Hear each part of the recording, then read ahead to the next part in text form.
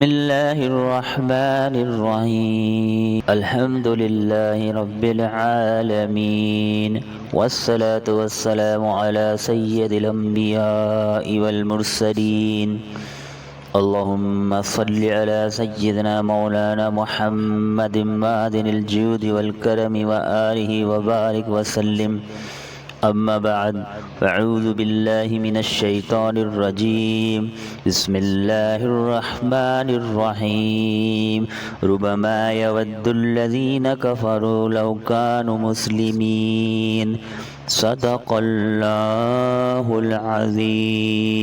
ترجمہ کنز ایمان۔ بہت آرزویں کریں گے کافر کاش مسلمان۔ ربما یود الذین کفروا، کافر بہت آرزویں کریں گے۔ کفار کی ان آرزوؤں کے وقت کے بارے میں بعض مفسرین کا قول یہ ہے کہ نزا کے وقت جب کافر عذاب دیکھے گا تو اسے معلوم ہو جائے گا کہ وہ گمراہی پر تھا۔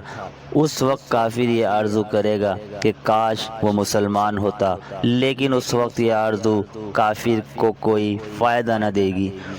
بعض مفسرین کے نزدیک آخرت میں قیامت کے دن کی سختیاں، ہولناکیاں، اپنا دردناک انجام اور برا ٹھکانہ دیکھ کر کفار یہ تمنا کریں گے کاش وہ مسلمان ہوتے۔ کہ کافر جب کبھی اپنے عذاب کے احوال اور مسلمانوں پر اللہ عز و جل کی رحمت دیکھیں گے تو ہر مرتبہ آرزو کریں گے کہ کاش وہ دنیا میں مسلمان ہوتے۔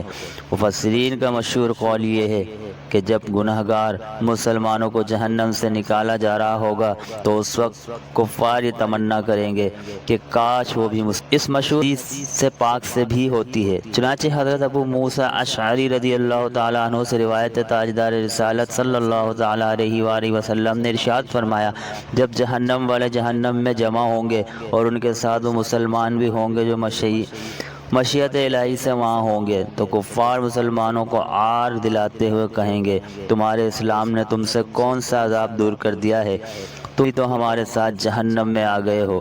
مسلمان کہیں گے، ہمارے گناہ تھے جن کی وجہ سے ہماری گرفت کی گئی ہے۔ ان کی باتیں سن کر حکم فرمائے گا، جو مسلمان جہنم میں ہیں انہیں جہنم سے نکال لو۔ چنانچہ جب مسلمان کو جہنم سے نکالا جائے تو اس وقت کفار حسرت سے یہ کہیں گے کہ کاش ہم بھی مسلمان ہوتے، تو جس طرح انہیں جہنم سے نکال لیا گیا ہے اسی طرح ہمیں بھی جہنم سے نکال لیا جاتا۔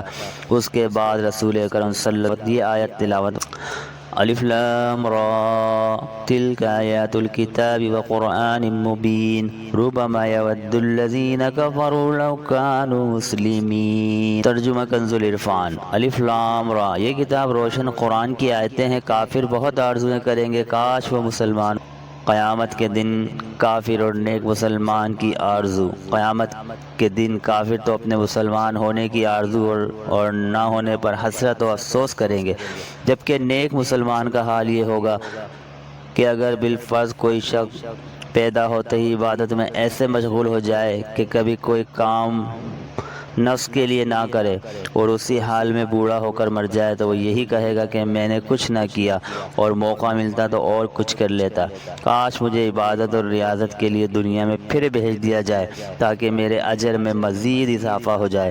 چنانچہ حضرت محمد بن ابو عمیرہ رضی اللہ تعالی عنہ سے روایت ہے، تاجدار رسالت صلی اللہ تعالی علیہ وآلہ وسلم نے ارشاد فرمایا، اگر کوئی بندہ اپنی پیدائش کے دن سے اپنے چہرے کے بل گر جائے حتیٰ کہ اللہ عز و جل کی اطاعت میں بوڑھا ہو کر مر جائے تو اس دن اس عبادت کو حقیر سمجھے گا اور تمنا کرے گا کہ دنیا میں لوٹایا جائے تاکہ وہ اجر و ثواب اور۔ لیکن مسلمان کی یہاں بیان کردہ تمنا میں فرق یہ ہے کہ کافر کی تمنا پرلے درجے کی حسرت کی وجہ سے ہے، جبکہ مومن کی تمنا مزید قرب الہی کے حصول کے لیے ہے۔